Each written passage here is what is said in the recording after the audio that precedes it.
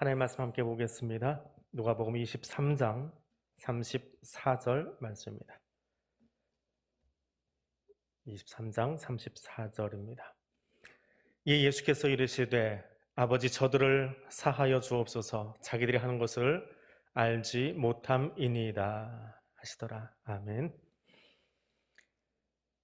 주님께서 가르쳐 주신 기도를 우리 5주째 지금 묵상하고 있습니다. 그 기도와 관련된 본문들을 찾아서 예수님이 본을 보이시는 것들을 우리가 함께 묵상하고 있습니다.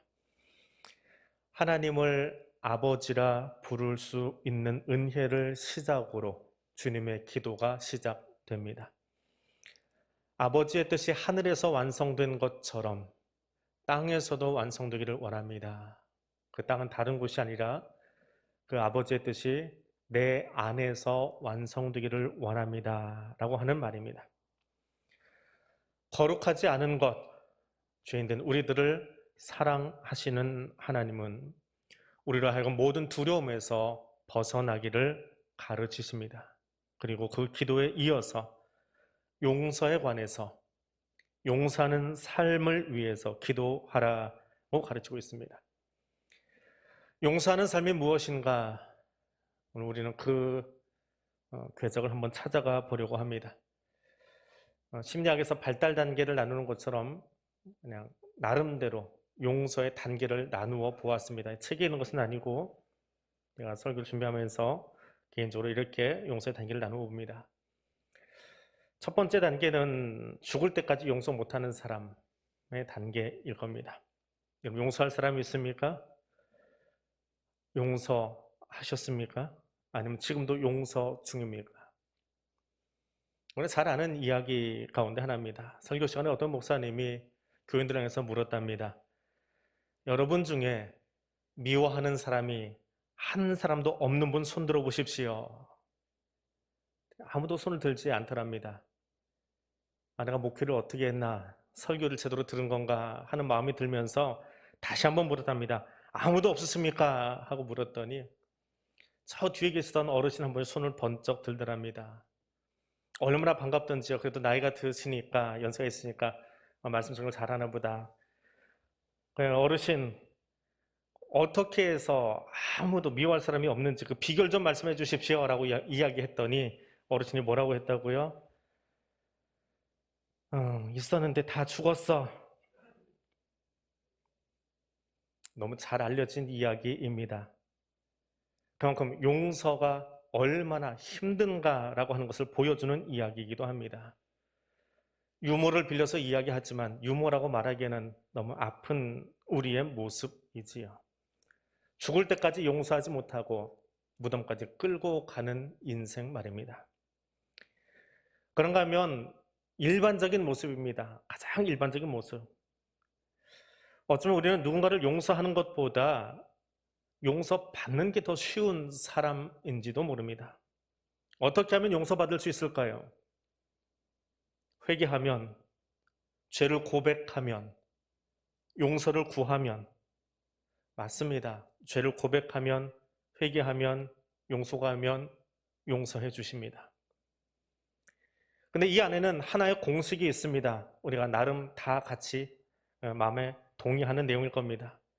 내 권리를 침해한 사람, 나를 아프게 한 사람이 와서 내게 용서 빌고 난 뒤에 그 뒤에 나는 그 사람의 사과를 받아들이고 그리고 그때 나는 그를 용서할 수 있는 기회를 제공해 줄 수 있는 겁니다. 사과가 먼저고 용서 구하는 것이 먼저고 그 다음에 그 진심을 보고 나서 내가 용서하느냐 마느냐 선택하게 되는 겁니다. 최근 스포츠계에서 과거 학창시절에 학폭 사건이 문제가 돼서 선수 자격을 박탈당하고 국가대표 자격 박탈당하는 일이 있었습니다. 한 번으로 끝난 것이 아니라 잊어버릴만 하면 또 나오고 있습니다. 그것이 왕따이건 혹은 학교폭력이건 당한 사람은 지금도 아파서 힘들어하는데 가해자는 계속해서 선수 생활하고 있는 것을 제동을 걸고 나섰습니다. 이런 뉴스를 접할 때 우리는 어떤 마음이 드나요? 그 피해당한 사람이 가해자로부터 좀 진심 어린 사과를 받았으면 좋겠다. 사과한다고 인터뷰한 뒤에서 딴 말 좀 하지 않았으면 좋겠다 하는 그런 마음을 동조하며 보내고 있습니다. 어떻게 사과하면, 사죄하면 그 상처가 다 풀어질 수 있을까요? 개인도 어렸을 적 이야기가 그렇게 내게 크게 남아있는데 그게 민족 감정으로 번져버리면 어떻게 됩니까? 민족과 민족의 감정. 다른 건 몰라도 이 나라는 우리가 꼭 이겨야 돼. 죽는 한이 있어도 이겨야 돼. 허벅지에 핏줄이 터져가면서 이번 올림픽을 뛰었던 한 선수의 이야기가 있습니다. 어느 예능 프로그램에서 각 나라의 그 연예인들이 나와서 같이 그 대담을 나누는 토크를 하는 그런 프로그램이 있지요. 거기에 소위 피해를 준 나라와 피해를 입은 국가의 사람들이 각각 이야기를 합니다. 쉽게 얘기하면 한국과 일본, 또 이태리와 그 옆에 있는 나라 하는 식으로, 프랑스와 가나 이런 식으로. 근데 피해를 입은 그 나라 백성의 입장에서는 억울하고 아직도 사과를 하지 않는 그 나라가 비겁해 보인다는 겁니다. 그런데 거꾸로 그 나라는 어떻게 생각할까요? 역사를 그렇게 배우지 않았거든요. 그들은 그들의 역사관을 가지고 가르치기 때문에 그게 그런 건지 몰랐다. 그리고 그렇게까지 해야 됐을까? 우리가 해준 유익한 점도 있잖아 라는 식으로 반론을 펼치는 것을 보았습니다. 그렇게 평행선을 달리고 있는 민족의 감정이 어떤 방법으로 사과하고 사죄해야 진심 어린 마음으로 소위 지구촌이라고 하는 하나 된다라고 하는 그 말을 할 수 있을까? 그렇게 될 수 있는 역사적 시점은 있기는 한 걸까? 라는 질문을 던지면서 그 대담을 본 적이 있습니다.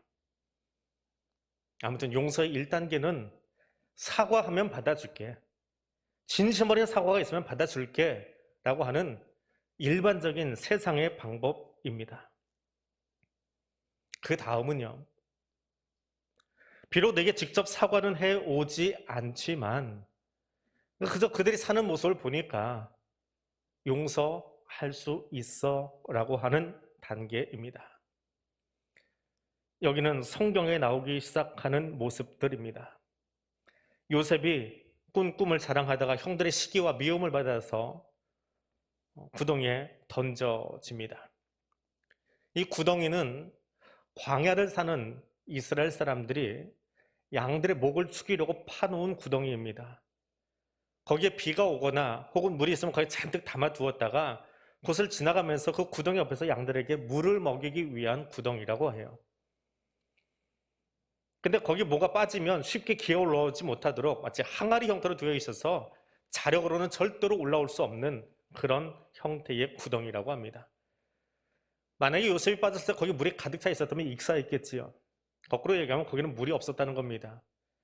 물이라도 있었으면 목을 축이면서 누군가 구조해 주기를 기다릴 수 있는 여유가 있었을 텐데 그것도 없는 마른 구덩이 속에 빠져버렸습니다. 거기서 요셉이 바라볼 수 있는 것은 무엇일까요? 자력으로는 올라갈 수 없고 물은 없는 마른 구덩이. 볼 수 있는 건 위에 뚫려 있는 하늘뿐입니다. 구덩이에서 그는 하늘만 바라볼 수밖에 없었습니다. 그리고 꿈꾸고 자랑하고 아버지가 입혀준 채색 옷 팔랑거리면서 형들에게 우쭐댔던 자신 모습 보지 않았을까? 그는 그 구덩이를 한 번이 아니라 2번 경험합니다.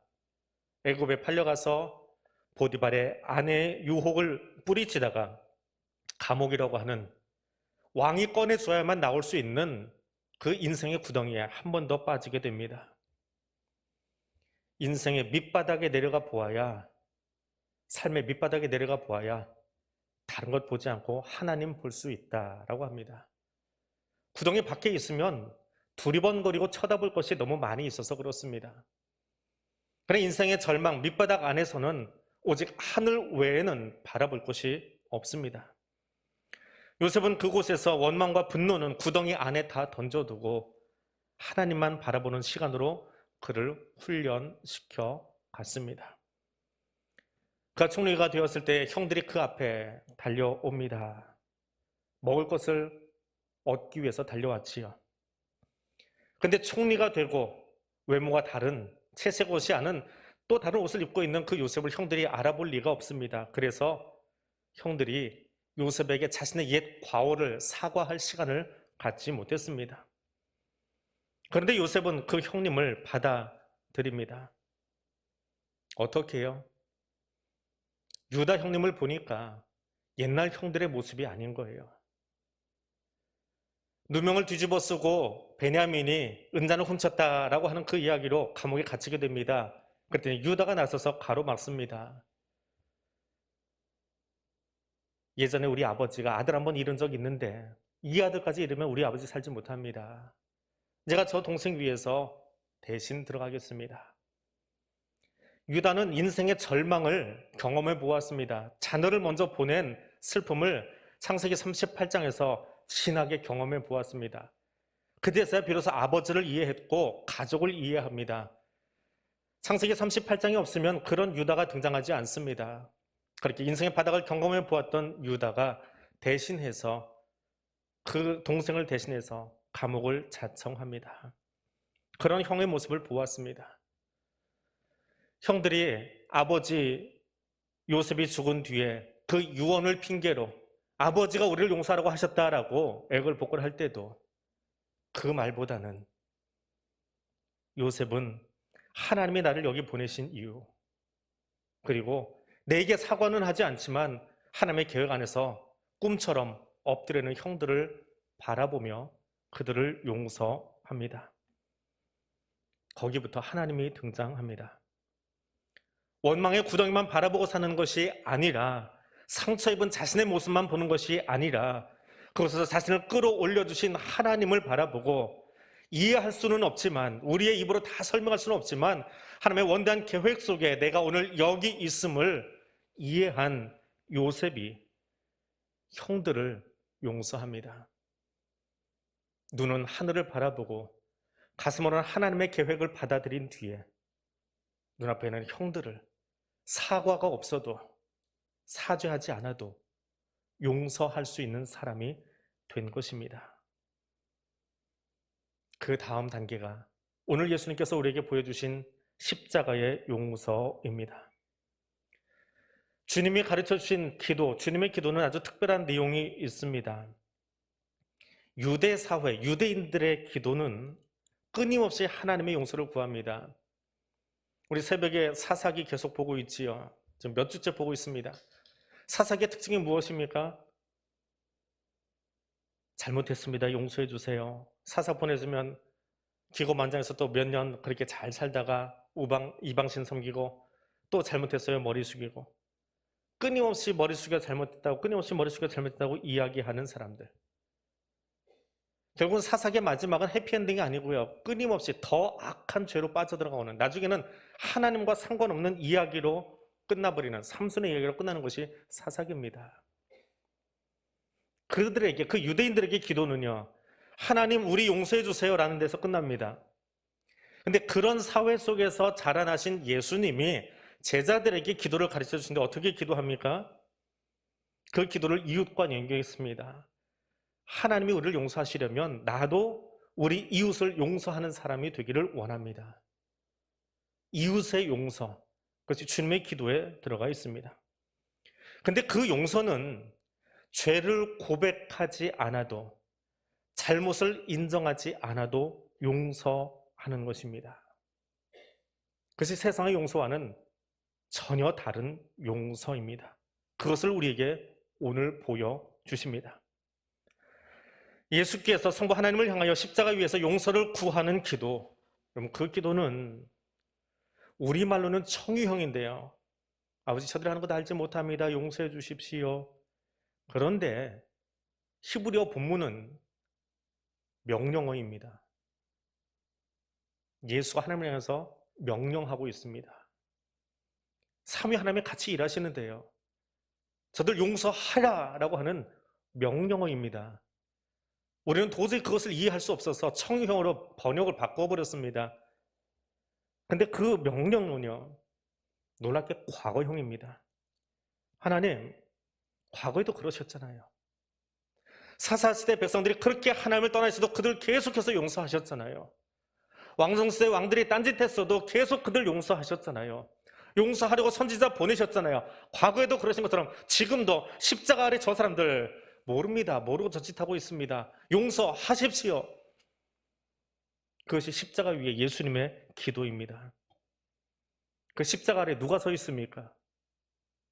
빌라도, 대제사장 가야바, 그리고 그를 실질적으로 움직이고 있는 장인, 옛 대제사장인 안나스, 로마 황제, 도망간 제자들. 그들 중에 누구 하나 십자가 아래서 예수님 우리가 잘못했습니다. 거짓 재판했습니다. 무서워서 도망갔습니다. 사죄했나요? 아니지요. 도리어 선동하는 무리들, 그 사람들에게 휘둘려서 바라바를 풀어달라고 이야기하던 사람들이었고, 나는 이 일과 상관이 없습니다. 손 씻으며 정치적인 제스처만 했던 그런 총독이었고, 비겁하게 예수 앞에서 도망갔던 제자들입니다. 그런데 예수님 기도하십니다. 파테르, 아버지, 바로 저 사람들, 저 비겁하고 겁 많고 권력 지키려고 거기 앉아있는 사람들, 하나님 두려워하지 않는 저 사람들 용서해 주십시오. 두려워서 도망간 제자들도, 로마 군병들도 십자가 아래서 용서받을 자격을 갖춘 사람은 누구입니까? 마리아 곁을 지킨 요한 사도 정도일까요? 아니면 주여 당신 나라 임할 때 나도 거기 있게 해주세요라고 말했던 강도가 자격이 좀 있을까요? 아니요. 거기 아래 있던 모든 사람들, 그리고 오늘 여기 서 있는 저나 여기 모여있는 우리 모두 다 포함해서 용서받을 자격을 갖춘 사람은 없습니다. 그런데 용서하셨습니다. 하늘 아버지를 향해서 용서를 구하셨습니다. 그것이 십자가의 용서입니다. 예수님은 기도를 가르치셨을 뿐만 아니라 그것을 실천하셨고 우리에게 그 삶을 살라고 요구하십니다. 십자가 위에서 흘리신 예수의 피로 내가 용서함 받았다면 나도 그렇게 살아야 합니다. 우리가 우리에게 잘못한 사람을 용서하여 준 것 같이, 용서해 준 것 같이 우리의 죄를 용서하여 주시고, 용서 받으려면 너도 똑같이 그렇게 용서하라는 말입니다. 그리고 이 놀라운 간구는 주님 우리에게 매일의 일용할 양식을 주십시오, 매일매일 두려운 이 삶 속에서 우리를 좀 구원해 주십시오라고 하는 그 절박한 간구 바로 뒤에 똑같은 병의 문구로 위치해 있다는 것을 기억해야 합니다. 하나님 우리에게 일용할 양식 주십시오, 매일의 두려움으로부터 건져 주십시오. 똑같이 하나님 우리가 매일매일 서로에게 잘못한 사람을 용서할 수 있도록 도와주십시오. 내가 아버지께 용서받았기에. 우리가 매일의 일용할 양식을 구하는 기도를 올리는 것처럼 또한 매일 용서하겠노라고, 그때 우리는 하나님의 용서받을 기대를 해도 좋다는 그것이 주님의 기도입니다. 여러분, 이 기도는 우리가 인생을 70년, 80년 살아보고 신앙생활 한 40년, 50년 해본 다음에 하는 기도가 아닙니다. 이 기도는 우리가 세례문답 받을 때에 예수를 구주로 고백하고 세례받는 순간에 이미 이 삶을 살겠다고 주기도문을 암송했고, 최소한 하루에 한 번 새벽 기도 시간에 우리는 이 기도를 반복해서 하고 있습니다. 이것은 개인의 기도가 아니라 우리 공동체가 함께 용서하는 삶을 살겠다고 고백하는 거룩한 공동체, 성도입니다. 예수를 구주로 고백하고 영접한 뒤에 신앙에 어느 정도 성숙해서 성인이 되어서 성자가 되어서 그제서야 너희가 어떻게 해도 나는 참을 수 있어, 용서해 줄게, 천만에요. 이 기도는, 이 삶은 예수 믿은 그 순간부터 이미 우리가 시작해야 되는 삶이고, 우리는 그 삶을 살겠다고 세례를 받았고 이 기도를 새벽마다 고백하며 외치고 있는 겁니다. 신앙생활 열심히 하고 어느 정도 원숙한 경제에 다다라서 혹은 집사 혹은 권사 혹은 장로 목사가 된 뒤에 이제는 나도 용서할 수 있지요? 아니요. 예수 믿기로 작정한 그날부터 우리는 이 삶을 살아야 합니다. 용서할 수 없고 용서할 마음 없고 응어리를 지닌 사람들로는 거룩한 공동체 만들 수 없습니다. 거룩함의 반대말은 무엇일까요? 용서하지 못하는 사람은, 그 공동체는, 그 공동체, 거룩함의 반대되는 공동체입니다. 용서는 우리 공동체가, 교회가 아름다운 신앙의 여정을 함께 만들어 가도록 도와주는 가장 강력한 동력입니다.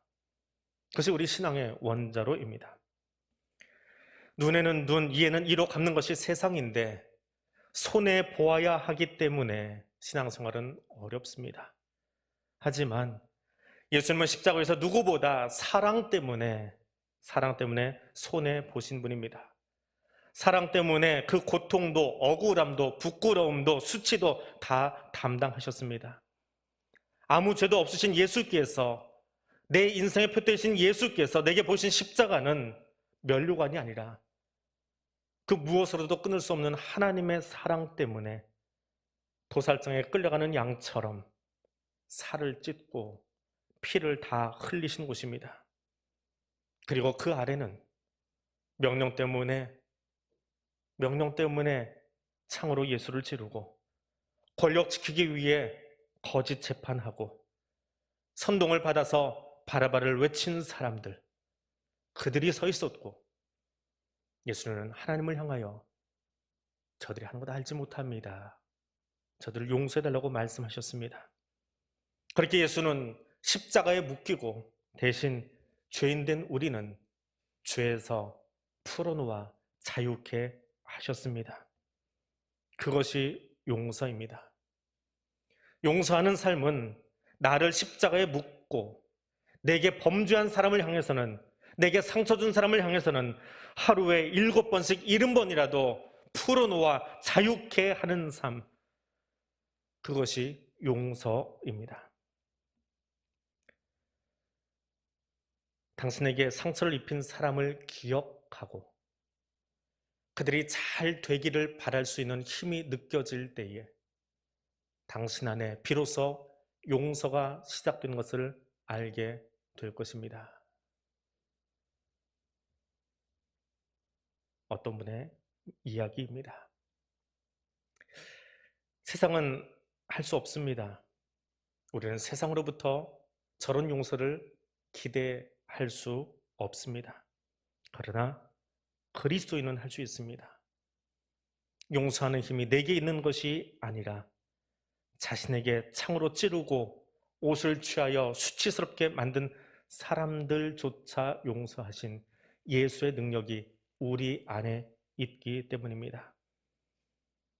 그래서 우리는 주기도를 하며 그 여백의 공간에 이렇게 기도할 수 있습니다. 주님, 나는 용서할 힘이 없습니다. 내게 상처 준 이의 이름을 부르며 축복하기에는 시간이 더 걸릴지 모르겠습니다. 그 사람의 이름을 부르면 축복보다는 상처의 감정이 먼저 올라옵니다. 그래서 성령님의 도우심이 필요합니다. 내게 예수 사랑의 심장 이식시켜 주십시오. 상처 준 그 사람 이름 부를 때 억울함의 감정이 아니라 축복할 수 있는 힘을 주십시오라고 주기도의 그 여백의 공간에 나는 그렇게 기도합니다. 과거를 무시하는 것이 용서가 아닙니다. 과거는 기억하지만 그것보다 더 큰 힘으로 나를 만지시는 성령의 힘에 이끌려 사는 것이 용서의 삶입니다. 내 속에서 쓴물이 올라오도록 나를 힘겹게 하는 사람이 있습니까? 내 눈에 눈물이 나게 해놓고도 내 앞에서 웃으며 천연덕스럽게 지나가는 사람이 보입니까? 그를 위해 엎드리십시오. 죄로 말미암아 버림받은 자들의 아픔이 무엇인지 알기에 예수님은 그들을 끌어안고 겟세마네 동산에서 엎드리셨습니다. 그들을 위해 기도하다 보니 그 십자가를 감당하려니 땀방울이 핏방울이 되도록 자신을 쥐어짜면서 거기서 기도하셨습니다. 용서는 그 기도의 시간이 필요합니다. 그리고 용서가 시작됩니다. 누구를 용서합니까? 타인을 품지 못한 채, 다른 사람을 품지 못한 채 주님 뜻과는 반대로 살고 있는 나를 먼저 용서하게 됩니다. 지금 내가 그러지 못했습니다. 말만 듣고 기도만 되뇌었지 내가 그 심정으로 살지 못했습니다. 그런 나를 용서해 주십시오. 그리고 내 심장을 예수 사랑의 심장으로 바꾸어 주십시오. 그렇게 용서하는 삶을 위하여 기도하는 이 아침 되시기를 바랍니다. 기도하겠습니다. 하늘에 계신 하나님 아버지, 아버지의 이름이 거룩히 여김 받으시옵소서. 아버지의 뜻이 하늘에서와 같이 오늘 나에게서 내 삶 속에서도 완성되길 원합니다. 표 대신 예수를 바라보며 걸어야 함에도, 예수께서 보여주신 삶의 모델이 있음에도 입술로만 기도했던 내 삶을 십자가 앞으로 들고 나가기 원합니다. 성령 하나님, 내 안에 예수 십자가 사랑의 심장을 심어 주옵소서. 그리고 내 힘이 아니라 성령의 능력으로 예수님 내게 본을 보이신 용서하는 삶을 살도록 이끌어 주시기를 원합니다. 예수님 이름으로 기도드립니다. 아멘.